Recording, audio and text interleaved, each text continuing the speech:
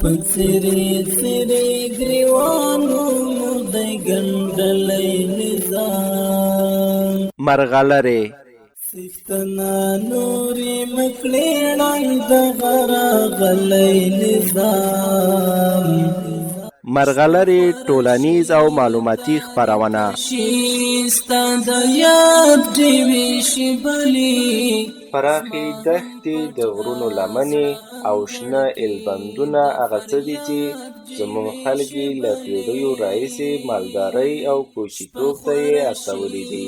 تاریخ شيستا د یاد دیوي شبلي دا خپرونه د یکشنبې او چهارشنبې په ورځو 22 دقیقې د بلخ ملي راډیو څخه تاسو ته وړاندې کیږي. نوري مکړې ړنګ د غراغلې نظام د بلخ ملي راډیو د ملغلرې خپرونې ګرانو اوریدونکو سلامونه او نیکې هیلې مې ومنئ. تاسو زموږ د نننۍ خپرونې ته ښه راغلاست وایو. نن موږ د الله تعالی د یو ستر او حیاتي نعمت په اړه خبرې کوو. هغه نعمت چې پرته له هغه ژوند ممکن نه دی. او زموږ د نننۍ خپرونې موضوع ده اوبه او د هغې اهمیت په ژوند کې. اوبه د ژوند سرچینه ده. د اوبو هر څاڅکی د الله تعالی د رحمت نښه ده. موږ هره ورځ اوبه کاروو د څښلو، پخلی، مینځلو، کرنې او نورو اړتیاو لپاره. خو آیا کله مو فکر کړی چې که اوبه نه وي ژوند به څنګه وي؟ په دې خپرونې کې به موږ د اوبو د اهمیت، د روغتیا، کرنې، چاپیریال او د اوبو د سپما او ساتنې په اړه خبرې وکړو. زموږ موخه دا دی چې د اوبو ارزښت وپیژنو او د هغې په ساتنه کې مسؤلانه چلند وکړو. نو تر پایه له موږ سره مل اوسئ. پڅری سری گریوانو مودای ګندلې نظام خوږو اوریدونکو، اوبه د الله لوی نعمت دی. اوبه د الله تعالی له سترو نعمتونو څخه یو ستر نعمت دی. الله تعالی د ځمکې ټول ژوندي موجودات د اوبو په وسیله ژوندي ساتلی دي. انسان، حیوان، نباتات او ټول ژوندي موجودات د خپل ژوند د دوام لپاره اوبو ته اړتیا لري. له همدې امله ویل کیږي چې اوبه د ژوند سرچینه ده. هر څاڅکی اوبه د الله تعالی د رحمت او مهرباني نښه ده او موږ باید د دې ستر نعمت شکر ادا کړو. که د خپل ورځنی ژوند هره برخه وګورو نو وینو چې له سهاره تر ماښامه په لسګونه ځله اوبه کاروو. د څښلو، د خوړو پخولو، مینځلو، لامبلو، اودس کولو، کرنې او د کور د پاکوالي لپاره اوبه اړین دي. ډیر وخت مونږ ځکه د اوبو ارزښت نه احساسوو چې زمونږ په لاسرسی کې وي. خو هغه خلک چې د اوبو د ترلاسه کولو لپاره اوږدې لارې وهي د دې نعمت په ارزښت ښه پوهیږي. الله تعالی د باران، چینو، سیندونو او د ځمکې لاندې اوبو په وسیله انسانانو ته د ژوند اسانتیاوې برابرې کړي دي.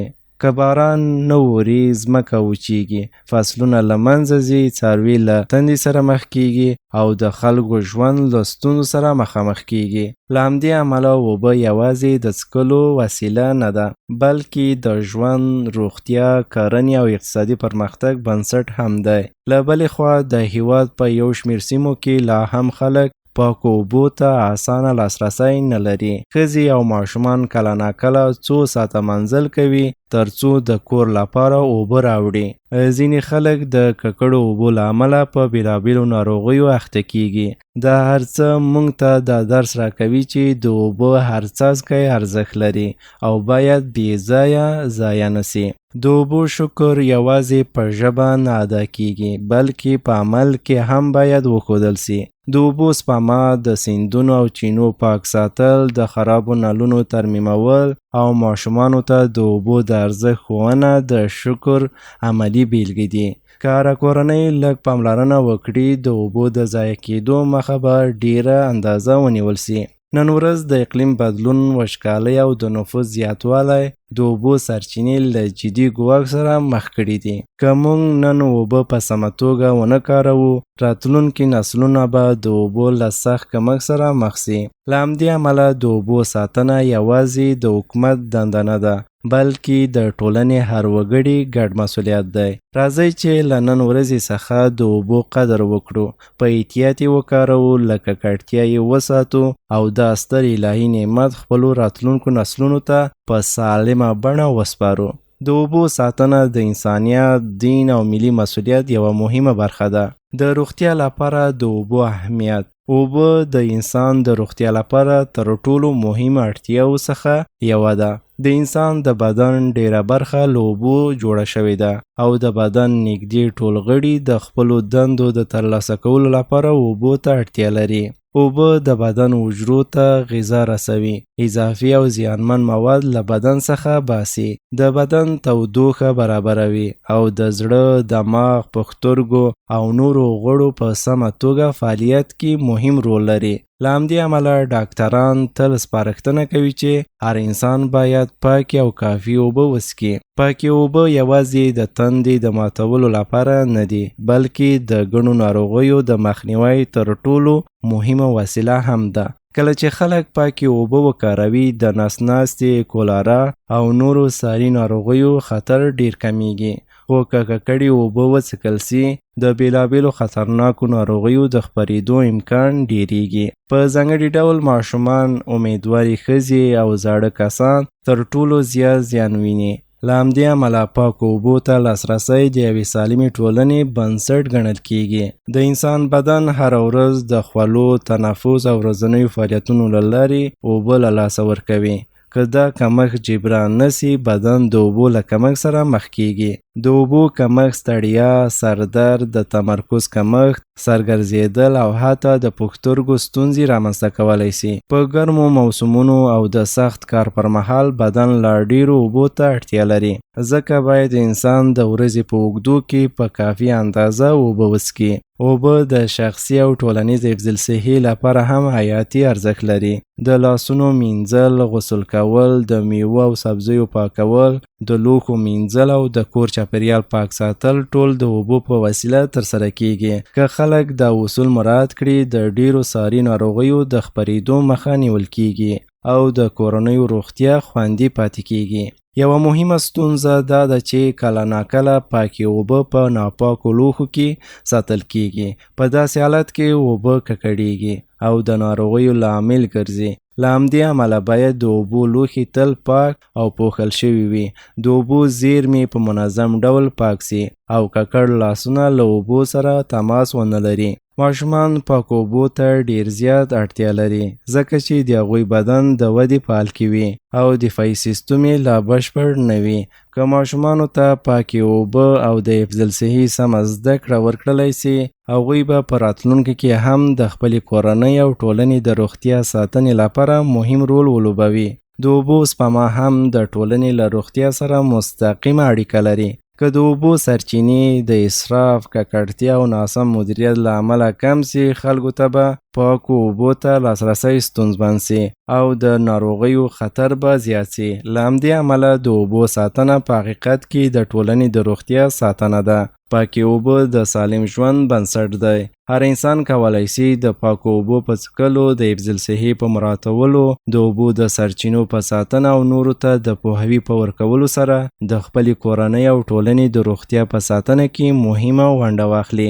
د اوبو ساتنه د ژوند او روغتیا ساتنه ده. خوږو اوریدونکو اوس هم څو مهمې سپارښتنې د اوبو په اړه. اوبه د ژوند له اساسي اړتیاو څخه دي او د دې سم استعمال او ساتنه د انسان د روغتیا او د ټولنې د هوساینې لپاره ډیر مهم رول لري. د اوبو د خوندي استعمال لپاره ځینې مهمې سپارښتنې شته چې باید هر څوک یې په خپل ورځني ژوند کې عملي کړي. لومړی سپارښتنه دا ده چې تل پاکې او د څښلو وړ اوبه وکارول سي. ککړې اوبه د بیلابیلو خطرناکو ناروغیو لکه نس ناستې، کولرا او نورو ناروغیو سبب ګرځي. که د اوبو سرچینه باوري نه وي نو باید اوبه مخکې له استعماله وایشول سي یا د پاکولو ساده لارې وکارول سي. د پاکو اوبو استعمال د روغ ژوند لومړی شرط دی. دویم سپارښتنه دا ده چې اوبه په پاکو او تړلو لوښو کې وساتل سي. که لوښي ناپاکه وي یا د اوبو سره ککړ لاسونه تماس وکړي، اوبه ژر ککړیږي او د ناروغیو سبب ګرځي. د اوبو د لوښو منظم پاکول او د هغوی پوښل د روغتیا د ساتنې لپاره ډیر مهم دي. درېیمه سپارښتنه د اوبو سپما کول دي. په ډیرو ځایونو کې اوبه بې ځایه ضایع کیږي. حال دا چې په ځینو سیمو کې خلک د اوبو له کمښت سره مخ دي. د غاښونو مینځلو پر مهال د نل بندول، د نلونو د خرابۍ ژر ترمیم کول او د اوبو سمه استعمال په کورنیو کارونو کې د سپما مهمې لارې دي. هر څاڅکی اوبه ارزښت لري. څلورمه سپارښتنه د اوبو د سرچینو ساتنه ده. سیندونو، چینو او ویالو ته کثافات او فاضله مواد غورځول اوبه ککړوي او د انسانانو روغتیا ته زیان رسوي. د اوبو د سرچینو ساتنه د ټولو خلکو ګډ مسؤلیت دی. پنځمه سپارښتنه دا ده چې ماشومانو ته د اوبو د ارزښت او استعمال سمې لارې ورزده کړلی سي. که ماشومان له کوچنیتوبه د اوبو په اهمیت پوه سي، نو په راتلونکي کې به مسؤل او بااحساسه خلک سي. کورنۍ او ښوونځي په دې برخه کې مهم رول لري چې دا ساده سپارښتنې کولی سي د خلکو روغتیا ښه کړي او د اوبو سرچینې خوندي وساتي. اوبه د الله تعالی لوی نعمت دی او د اوبو سم استعمال زموږ د ایمان، پوهوي او مسؤلیت نښه ده. د اوبو سپما کې د خلکو توجه او همکاري څومره اهمیت لري. د اوبو سپما د هر انسان او د ټولنې یو ډیر مهم مسؤلیت دی. اوبه د ژوند هغه بنسټیزه اړتیا ده چې پرته له هغې ژوند نشي دوام کولی. خو له بده مرغه په ډیرو ځایونو کې اوبه بې ځایه مصرفیږي. حال دا چې په ځینو سیمو کې خلک د اوبو له سخت کمښت سره مخ دي. دا حالت موږ ته دا درس راکوي چې د اوبو په استعمال کې باید ډیر احتیاط وسي. یو له مهمو دلایلونو څخه د اوبو د سپما لپاره دا دی چې د پاکو اوبو سرچینې ورځ تر بلې کمیږي. د نفوس زیاتوالی، وچکالۍ، د اقلیم بدلون او د اوبو ککړتیا د دې سبب شوي چې پاکو اوبو ته لاسرسی سخت سي. که نن موږ د اوبو په استعمال کې احتیاط ونه کړو، نو راتلونکی نسل به له سختو ستونزو سره مخ سي. له همدې امله هر انسان باید د اوبو د ساتنې احساس ولري. په ورځني ژوند کې د اوبو د سپما لپاره ډېرې ساده لارې شته. د بیلګې په توګه د غاښونو مینځلو پر مهال باید نلبند وساتل سي. د لاسونو او لوښو د مینځلو پر وخت باید اوبه بې ځایه روانې ونه ساتل سي او د نلونو خرابۍ باید ژر تر ژره ترمیم سي. همدارنګه د باران د اوبو استعمال او د اړتیا مطابق د اوبو کارول هم د سپما مهمې لارې دي. دا کوچني کارونه په مجموع کې ډېرې اوبه خوندي کولی سي. په کرنه کې هم د اوبو بې ځایه استعمال یوه جدي ستونزه ده. ډېر بزګران لا هم د پخواني ډول اوبو لګولو لارې کاروي چې پکې ډېرې اوبه ضایع کیږي. د نوو او پرمختللو لارو لکه څاڅکي اوبه لګول کارول کولی سي د اوبو مصرف ډېر راکم کړي او حاصل هم ښه کړي. بزګران د اوبو په سپما کې ډېر مهم رول لري. د اوبو سپما یوازې اقتصادي موضوع نه ده، بلکې اخلاقي او انساني مسؤلیت هم دی. کله چې موږ اوبه بې ځایه مصرفوو، په حقیقت کې د نورو خلکو او د راتلونکو نسلونو حق ضایع کوو. په ځینو سیمو کې خلک د اوبو د راوړلو لپاره اوږده واټنونه وهي، نو موږ باید د هر څاڅکي اوبو قدر وکړو. د اوبو د سپما فرهنګ باید له کور څخه پیل سي. والدین باید خپلو ماشومانو ته د اوبو د ارزښت او د هغې د سم استعمال په اړه پوهاوی ورکړي. ښوونځي او رسنۍ هم باید په دې برخه کې مهم رول ولوبوي. که ماشومان له کوچنیتوبه د عادت زده کړي، نو په راتلونکي کې به مسؤل خلک سي. د اوبو سپما یوازې یو انتخاب نه دی، بلکې یو جدي ضرورت دی.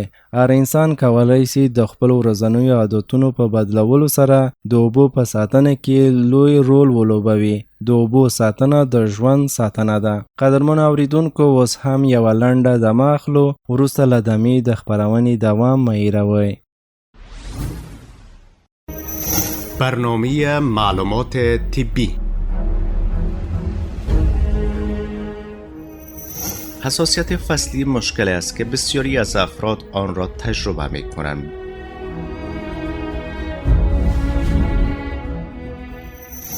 میخک خواص ضد التهابی دارد و می تواند در درمان درد دهان، کاهش تجمع پلاک روی دندان، سوی هاضمه و مشکلات گوارشی مفید باشد.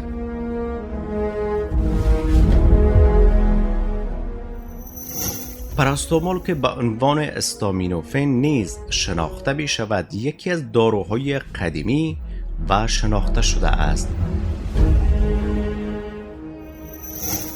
این برنامه را روزهای سه شنبه از موج 101 FM ساعت 3:30 بعد از ظهر و تکرار آن روزهای جمعه ساعت 2 بعد از ظهر از رادیو ملی بلخ فراموش نکنید. ای هم وطن بیاد وطن ناله کنیم، افغانستان ما وطن اندیشه کنیم، بهر ترقی وطن اندیشه کنیم. افغانستان ما برنامه است که شما را با خود به ولایات و ولسواله های کشور برده با فرهنگ و رسم و رواج و حدود اربعه آن آشنا می سازد. سبز وطن را کنیم بیاد، هم چشمه های صاف وطن را کنیم بیاد. دانستنی ها، جایی که با شما گام به گام در مسیر دانایی و بینش پیش می رویم. از فرهنگ تا اقتصاد، از جامعه تا تکنولوژی، همه در یک برنامه، همه برای شما. دانستنی ها، سخن امروز، بینش فردا. این برنامه را روزهای دوشنبه و چهارشنبه رأس ساعت 2 بعد از ظهر از رادیوی ملی بلخ فراموش نکنید.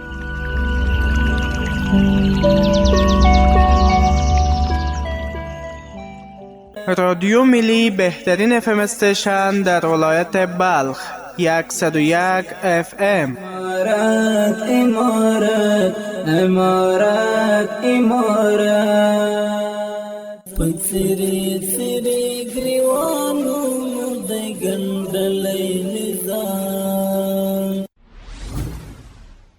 بیا هم که راغلاس خپرونې ته د اوبو د سرچینو په ساتنه کې د خلکو رول. د اوبو سرچینې د هر هیواد له مهمو طبیعي شتمنیو څخه دي او د دې ساتنه د خلکو له فعال ګډون پرته ممکنه نه ده. که څه هم امارات او اړوندې ادارې د بندونو جوړولو، د اوبو د رسولو شبکو او د مدیریت په برخه کې مهم رول لري، خو اصلي مسؤلیت د خلکو پر غاړه دی. که خلک د اوبو په استعمال او ساتنه کې مسؤلانه چلن وکړي، نو د اوبو د کمښت ډېرې ستونزې له منځه وړل کېدای سي.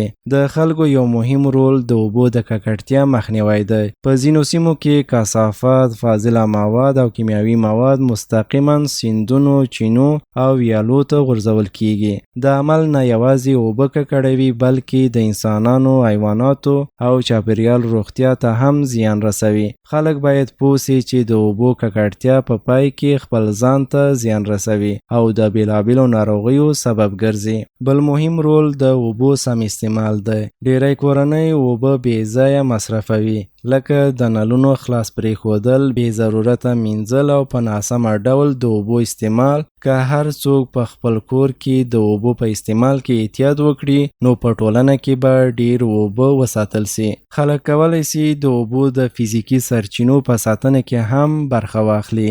د چینو، کاریزونو او ویالو ساتنه، د هغوی پاکوالی او د تخریب مخنیوی د خلکو مهم مسؤلیت دی. په کلو کې ډیر خلک له همدې سرچینو استفاده کوي، نو د دې ساتنه د ټولنې ګډ کار دی. پوهاوی او ارزونه هم د خلکو یو مهم رول دی. هر انسان کولی سي د کورنۍ غړو، ماشومانو او ګاونډیانو ته د اوبو د ارزښت په اړه معلومات ورکړي. کله چې ټولنه پوهاوی ولري، نو خلک به د اوبو په استعمال کې ډیر مسؤل سي. همدارنګه خلک کولی سي په ټولنیزو پروګرامونو کې ګډون وکړي، لکه د پاکوالي کمپاینونه او د چاپیریال ساتنې پروژې. دا ډول فعالیتونه د اوبو د د سرچینو په ساتنه کې ډیر مهم رول لري او د ټولنې همکاري ښيي. د اوبو د سرچینو ساتنه د ټولو خلکو ګډ مسؤلیت دی. هر څوک کولی شي د خپل چلند په بدلولو سره د اوبو په ساتنه کې مهم رول ولوبوي.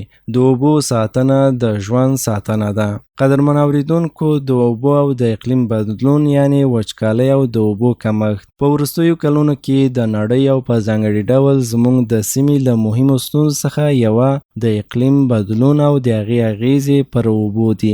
د اقلیم بدلون هغه اوږدمهاله بدلونونو ته ویل کیږي چې د هوا په وضعیت کې راځي، لکه د تودوخې زیاتوالی، د باران د اندازې بدلون او د سختو طبیعي پیښو لکه وچکالۍ زیاتوالی. دا بدلونونه مستقیم د اوبو پر سرچینو اغیزه کوي او د میلیونونو خلکو ژوند له ستونزو سره مخ کوي.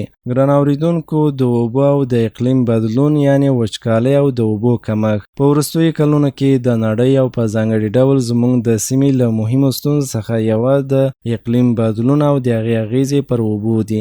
اقلیم بدلون هغه اوږدمهاله بدلونونو ته ویل کیږي چې د هوا په وضعیت کې راځي، لکه د تودوخې زیاتوالی، د باران د اندازې بدلون او د سختو طبیعي پیښو لکه وچکالۍ زیاتوالی. دا بدلونونه مستقیم د اوبو پر سرچینو اغیزه کوي او د میلیونونو خلکو ژوند له ستونزو سره مخ کوي. د اقلیم بدلون یوه لویه پایله د وچکالۍ زیاتوالی دی. په ډیرو سیمو کې بارانونه کم شوي او وچ موسمونه اوږده شوي دي. د دې له امله چینې وچیږي، د ځمکې لاندې اوبه کچه راټیټیږي او سیندونه کمزوري کیږي. په پایله کې خلک د څښاک او کرنې لپاره له جدي اوبو کمښت سره مخ کیږي. د اوبو کمښت یوازې طبیعي ستونزه نه ده، بلکې یوه جدي اقتصادي او انساني کړکېچ هم دی. کله چې اوبه کمې سي، کرنه زیان ویني، حاصلات کمیږي او د خوړو امنیت له خطر سره مخ کیږي. هغه کورنۍ چې په کرنه تکیه لري خپل عاید له لاسه ورکوي او مجبوریږي نورو ځایونو ته کډه وکړي. دا حالت د بېوزلۍ او ټولنیزو ستونزو د زیاتوالي سبب کیږي. د ځمکې د تودوخې زیاتوالی هم د اوبو د کمښت مهم لامل دی. زیات تودوخه د ځمکې له سطحې، جهیلونو او خاورې څخه د اوبو چټک تبخیر سبب کیږي. همدارنګه د یخو غرونو چټک ویلې کېدل په لنډ مهال کې د اوبو زیاتوالی، خو په اوږد مهال کې د اوبو سخت کمښت رامنځته کیږي. د چاپیریال ککړتیا هم د اقلیم بدلون ترڅنګ د اوبو ستونزه نوره هم سختوي. کله چې اوبه د کثافاتو، فاضله موادو او کیمیاوي موادو له امله ککړ سي، د استفادې وړ اوبه اندازه کمیږي. نو حتی په هغو سیمو کې چې اوبه شته، خلک پاکو اوبو ته لاسرسی نه لري. د دې لوی ستونزې د حل لپاره جدي اقدامات اړین دي. د اوبو سپما، د نوو اوبو لګولو طریقو کارول، د ځنګلونو ساتنه، د چاپیریال د خرابېدو مخنیوی او د اوبو د ښه مدیریت مهمې لارې دي. همدارنګه د خلکو پوهاوي لوړول کولی شي د اقلیم بدلون اغیز کم کړي. د اقلیم بدلون د اوبو لپاره یو جدي ګواښ دی. که نن اقدام ونسي، نو راتلونکي کې به د اوبو بحران لا سخت سي. د اوبو او چاپیریال ساتنه د ټولو ګډ مسؤلیت دی. اوبه او کرنه یو له بل سره ډیر نږدې او حیاتي تړاو لري. کرنه پرته له اوبو ممکنه نه ده، ځکه د نباتاتو د ودې ټول پړاوونه د اوبو پورې تړلي دي. له ځمکې د چمتو کولو څخه نیولې تر د فصلونو تر وده او حاصله پورې اوبه مهم رول لري. اوبه نه یوازې د نباتاتو د ودې سبب کیږي، بلکې د خاورې حاصلخیزي هم ساتي او د نباتاتو ریښو ته غذایي مواد رسوي. په ډیرو کرنیزو هیوادونو کې لکه افغانستان، ډیری خلک په کرنه بوخت دي او د ژوند سرچینه یې همدا کرنه ده. دا خلک د خپلو ځمکو د خړوبولو لپاره د سیندونو، چینو، کاریزونو او باران اوبو ته اړتیا لري.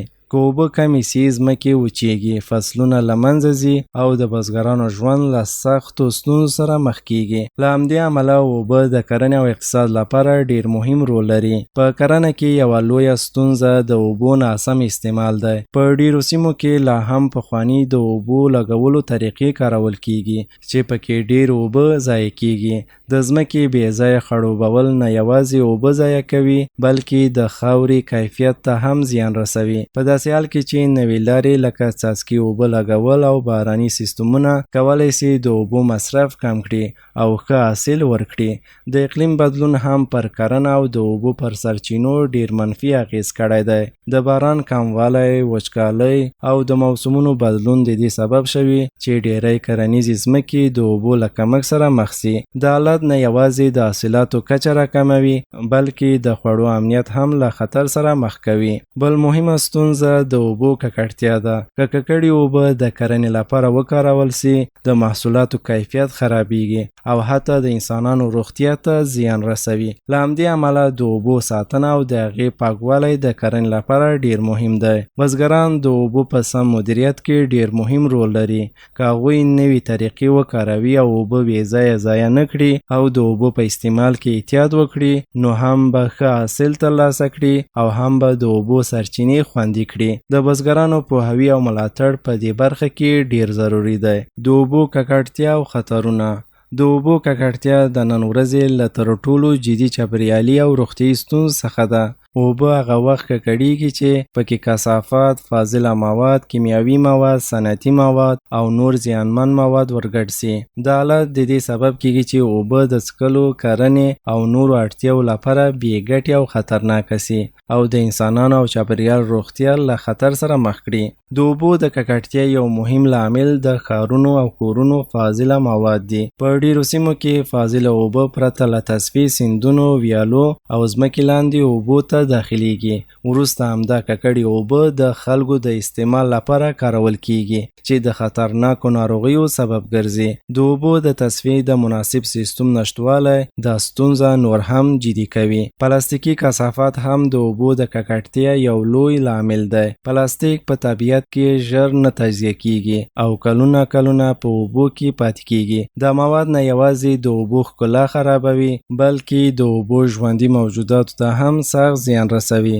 ډیر ماهیان یا کبان او سمندري ژوي د پلاستیک له امله له منځه ځي. کیمیاوي مواد او د کرنې سرې هم د اوبو د ککړتیا سبب ګرځي. کله چې دا مواد د باران اوبو سره یو ځای سیندونو او څاګانو ته داخل سي نو د اوبو کیفیت خرابوي او د انسان لپاره خطرناک کیږي. د کرنې په برخه کې د دغو موادو بې حده استعمال یوه مهمه ستونزه ده. د اوبو ککړتیا د انسان روغتیا ته ډیر خطر لري. د ککړو اوبو استعمال د نسناستې، کولرا، اپیتایت او نورو ساري ناروغیو سبب کیږي. ماشومان، زاړه کسان او کمزوري افراد تر ټولو زیات زیان ویني. په سختو حالاتو کې د اوبو ککړتیا د مرګ سبب هم کیدای سي. د انسان ترڅنګ د اوبو ککړتیا چاپیریال ته هم سخت زیان رسوي. سیندونه، جهیلونه او نورې اوبهیزې سرچینې له منځه ځي او د اوبو د ژوو ژوند له خطر سره مخ کیږي. د طبیعي توازن خرابېدل د دې ستونزې یوه بله لویه پایله ده. د اوبو د ککړتیا د مخنیوي لپاره جدي اقدامات اړین دي. د فاضله اوبو تصفیه، د پلاستیکو استعمال کمول، د کثافاتو سم مدیریت او د خلکو پوهاوی ډیر مهم دي. هر انسان باید د اوبو په پاک ساتلو کې خپل مسؤلیت ادا کړي. د اوبو ککړتیا د ژوند لپاره یو جدي ګواښ دی. د اوبو ساتنه د ټولو ګډ مسؤلیت دی او هر څوک باید پکې برخه واخلي. د اوبو نړیوال بحران. د اوبو نړیوال بحران د نن ورځې له تر ټولو لویو ستونزو څخه دی چې ډیری هیوادونه ورسره مخ دي. اوبه د ژوند اساسي اړتیا ده او پرته له هغې ژوند ممکن نه دی. خو د نفوس زیاتوالی، د اقلیم بدلون، د اوبو ککړتیا او بې ځایه مصرف د دې سبب شوي چې په نړۍ کې پاکو اوبو ته لاسرسی ورځ تر بلې محدود سي. د اوبو د بحران یو مهم لامل د نړۍ د نفوس زیاتوالی دی. هر څومره چې نفوس زیاتیږي هغومره د څښاک، کرنې، صنعت او حفظ الصحې لپاره د اوبو اړتیا هم لوړیږي. خو د پاکو اوبو سرچینې محدودې دي او نشي کولای دا زیاتېدونکې اړتیا پوره کړي. له همدې امله په ډیرو هیوادونو کې د اوبو پر سرچینو فشار زیات شوی دی. د اقلیم بدلون هم د اوبو بحران لا سخت کړی دی. د بارانونو کمیدل، وچکالۍ او د ځمکې د تودوخې زیاتوالی د دې سبب شوي چې د ځمکې لاندې او سطحي اوبه کمې سي. په ډیرو سیمو کې سیندونه ورسي او چینی په خوا په څیر اوبه نه لري. دا حالت د میلیونونو خلکو ژوند اغیزمن کړی دی. د اوبو ککړتیا هم د دې بحران یو بل مهم لامل دی. فاضله مواد، کثافات او کیمیاوي مواد د اوبو کیفیت خرابوي او د استعمال وړ اوبه کموي. حتی په هغو سیمو کې چې اوبه شته، خلک پاک اوبو ته لاسرسی نه لري. دا ستونزه د ناروغیو د زیاتوالي سبب ګرځي. د اوبو بېځایه مصرف هم د بحران د زیاتېدو یو مهم عامل دی. په کورونو، کرنه او صنعت کې ډېرې اوبه بې ضرورته ضایع کیږي. د خلکو د پوهاوي کموالی د دې ستونزې یو مهم علت دی. د اوبو نړیوال بحران ډېر خطرناک پایلې لري. د کرنیزو محصولاتو کمیدل، د خوړو د بیو لوړوالی، بیکارۍ، کډوالۍ او ټولنیزې شخړې د دې بحران له مهمو پایلو څخه دي. په ځینو سیمو کې د اوبو پر سر سیاسي کړکېچونه هم رامنځته شوي دي. د دې بحران د حل لپاره نړیواله همکارۍ او جدي اقدامات ضروري دي. د نوې ټکنالوژۍ کارول، د اوبو ساتنه، د ککړتیا مخنیوی، د سپما فرهنګ او د خلکو پوهاوی ډېر مهم دي. حکومتونه باید د اوبو د ښه مدیریت لپاره اوږدمهاله پلانونه جوړ کړي او د اوبو نړیوال بحران د انسانیت لپاره یو جدي ګواښ دی. که نن اقدام ونه سي نو سبا به له لویو ستونزو سره مخ سو. د اوبو ساتنه د ژوند ساتنه ده. د اوبو په مدیریت کې د دولت او ټولنې رول. د اوبو مدیریت د هر هیواد له مهمو موضوعاتو څخه دی، ځکه اوبه د ژوند، کرنې، صنعت او د ټولنې د روغتیا بنسټ جوړوي. د اوبو د سم مدیریت لپاره د دولت او ټولنې ګډ همکارۍ ډیره اړینه ده. هیڅ یو اړخ په یوازې ځان نشي کولای دا لوی مسؤلیت په بشپړ ډول ترسره کړي، بلکې بریا هغه وخت ممکنه ده چې دواړه خواوې په ګډه او مسؤلانه توګه کار وکړي.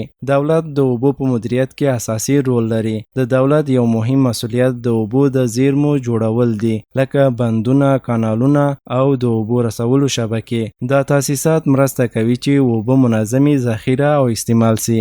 همدارنګه دولت باید د اوبو د پاکولو، د ضایع کېدو د مخنیوي او د نوې ټکنالوژۍ د اوبو لګولو د سیستمونو د پراختیا لپاره پانګونه وکړي. بل مهم کار د دولت قانون جوړونه او نظارت دی. د اوبو د ککړتیا مخنیوی، د غیر قانوني استعمال کنټرول او د اوبو عادلانه ویش د دولت له مهمو دندو څخه دي. که قانون او څارنه قوي نه وي نو د اوبو سرچینې ډیر ژر زیانمنېږي. پوهاوی او روزنه هم د دولت مهم رول دی. دولت باید د ښوونځیو، رسنیو او عامه پروګرامونو له لارې خلکو ته د اوبو د ارزښت، د سپما لارې او د ککړتیا د خطرونو په اړه معلومات ورکړي. کله چې خلک پوه سي نو د اوبو استعمال په مسؤلانه ډول کیږي. دولت ترڅنګ ټولنه هم ډیر مهم رول لري. هر انسان کولی شي په خپل کور، ښوونځي او کارځای کې د اوبو په سم استعمال کې برخه واخلي. د نل بندول، د اوبو بې ځایه نه ضایع کول او د اوبو د منابعو سم استعمال د هر وګړي مسؤلیت دی. خلک هم کولی شي د طبیعي اوبو د سرچینو په ساتنه کې برخه واخلي، لکه د سیندونو او چینو پاک ساتل، کثافات نه غورځول او د پاکوالي په کمپاینونو کې ګډون کول. دا کار د اوبو کیفیت او اندازه ساتي. د دولت او ټولنې ګډ همکاري کولی شي د اوبو د مدیریت تر ټولو ښه نتیجه ورکړي. دولت د جوړښتونو او قوانینو له لارې او خلک د سم استعمال له لارې کولی شي د اوبو بحران کم کړي او راتلونکو نسلونو ته ښه چاپیریال برابر کړي. قدرمنو اوریدونکو، بیا هم یوه لنډه دمه اخلو، وروسته له دمې د خپرونې پاتې برخه مه هېروئ.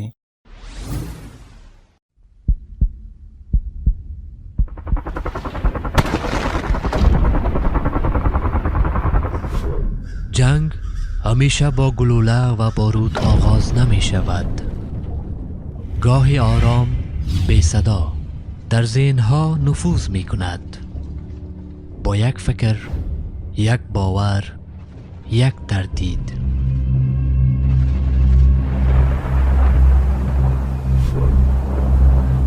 اینجا میدان نبردی است که سلاحش اندیشه است و هدفش باورهای شما.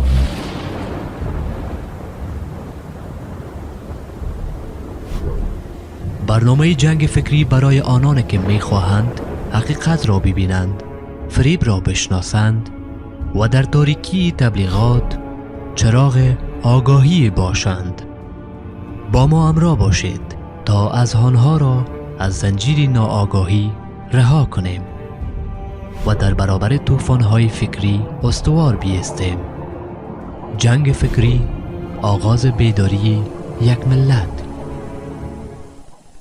مقدس toprağın can bilen nigahbani men Durdana sözler. Bol mülkün beziyesi Bolib haqın sayesi Durdana sözler adlı gepleşige Barx Milli Radyosu'ndan 101 FM'den sizlere gönderiliyor. Düşmanımız görse gör havf eder edip zilzile Denk bolmazlar biz bile Gayarlar fabı goriz Cengden ederler perhiz بیا هم خراغلاست د اوبو په اړه پوهاوی او روزنه د اوبو په اړه پوهاوی او روزنه د دې حیاتي سرچینې د ساتنې لپاره تر ټولو مهمه لاره ده. اوبه د ژوند بنسټ دی او پرته له هغې ژوند ممکن نه دی. خو د اوبو د کمښت، ککړتیا او بېځایه استعمال ډېرې ستونزې د خلکو د ناپوهي او د سم فرهنګ د نشتوالي له امله رامنځته کیږي. له همدې امله پوهاوی او روزنه د خلکو د چلند په بدلون کې مهم رول لري. د اوبو په اړه روزنه باید له ماشومتوبه پیل سي. کله چې ماشومان له کوچنیتوبه د اوبو په ارزښت پوه سي، نو په راتلونکي کې به د اوبو په استعمال کې ډیر مسؤل وي. ښوونځي کولی سي په دې برخه کې مهم رول ولوبوي. د تعلیمي نصاب په برخه کې د اوبو د اهمیت، سپما او د ککړتیا د مخنیوي موضوعات شاملول کولی سي نوي نسلونه په ښه ډول وروزي. کورنۍ هم د پوهاوي مهم مرکز دی. والدین د خپلو کړنو له لارې خپلو ماشومانو ته ښه مثال جوړوي. که ماشومان وویني چې مور او پلار د اوبو سپما کوي، نل بې ځایه نه پرېږدي او د اوبو پاکوالي ته پام کوي، نو هغوی هم د عادتونه زده کوي. رسنۍ هم د پوهاوي په خپرولو کې ډیر مهم رول لري. رادیو، تلویزیون او ټولنیزې رسنۍ کولی سي د اوبو د ارزښت، د سپما لارې او د ککړتیا خطرونه خلکو ته ورسوي. هر څومره چې معلومات ډیر خپریږي، هغومره د خلکو پوهاوي لوړیږي. د پوهاوي ترڅنګ د اوبو فرهنګ جوړول هم ډیر مهم دي. د اوبو د سم استعمال فرهنګ باید د ټولنې یو عادت وګرځي، لکه د نل بندول، د اوبو نه ضایع کول، د سرچینو ساتنه او د اوبو سم استعمال په کور او کرنه کې. کله چې دا عادتونه عام سي، د اوبو ډیری ستونزې کمیږي. دولت او غیر دولتي ادارې هم باید په دې برخه کې فعاله ونډه واخلي. د پوهاوي کمپاینونه، تعلیمي پروګرامونه او ګډې پروژې کولی سي د خلکو په فکر کې مثبت بدلون راولي. د دولت، ښوونځیو، رسنیو او ټولنې ګډ کار کولی سي د اوبو یو قوي فرهنګ رامنځته کړي. د اوبو په اړه پوهاوي او روزنه د نن او سبا اړتیا ده. که خلک پوه سي، نو اوبه به ښه وساتل سي او د راتلونکو نسلونو ژوند به هم خوندي سي. اوبه د الله لوی نعمت دی او ساتنه یې د پوهاوي او سم فرهنګ له لارې ممکنه ده. په پای کې له ټولو ګرانو اورېدونکو څخه په درنښت مننه کوو چې تر پایه مو زموږ خپرونه واورېده. نن مو له تاسو سره د اوبو د اهمیت، د انسان په ژوند کې د هغې د رول، د روغتیا، کرنې او چاپیریال په اړه خبرې وکړې او همدارنګه مو د اوبو د سپما او ساتنې په اړه مهمې سپارښتنې شریکې کړې. اوبه د ژوند سرچینه ده او پرته له هغې ژوند ممکن نه دی. د اوبو هر څاڅکی ډېر ارزښت لري او باید په مسؤلانه، هوښیار او احتیاط سره استعمال سي. هیله لرو چې د نن ورځې خبرې ستاسو لپاره ګټورې او د پام وړ ګرځېدلی وي او ټول وکولی شو د اوبو په ساتنه کې خپل مثبت رول ادا کړو. راځئ چې له نن څخه پریکړه وکړو چې اوبه سپموو، د ککړتیا مخه یې نیسو او دا لوی نعمت راتلونکو نسلونو ته خوندي ساتو. تر بلې خپرونې پورې چې زه بشیر بشردوست تاسو په خدمت کې اوسېږم. ښه وخت. پڅری څری ګریوانو مودې ګندلې نظام مرغلرې سفتنا نوري مکړې ړنګ د غراغلې نظام مرغلرې ټولنیز او معلوماتي خپرونه شيستا د یاد دیوي شبلي پراخې دښتې، د غرونو لمنې او شنه ایلبندونه هغه څه دي چې زموږ خلک یې له پیړیو راهیسې مالدارۍ او کوچیتوب ته یې هڅولي دي. تاریک شيستا د یاد دیوي شبلي دا خپرونه د یکشنبې او چهارشنبې په ورځو 22 دقیقې د بلخ ملي راډیو څخه تاسو ته وړاندې کیږي. نوري مکړې ړنګ د غراغلې نظام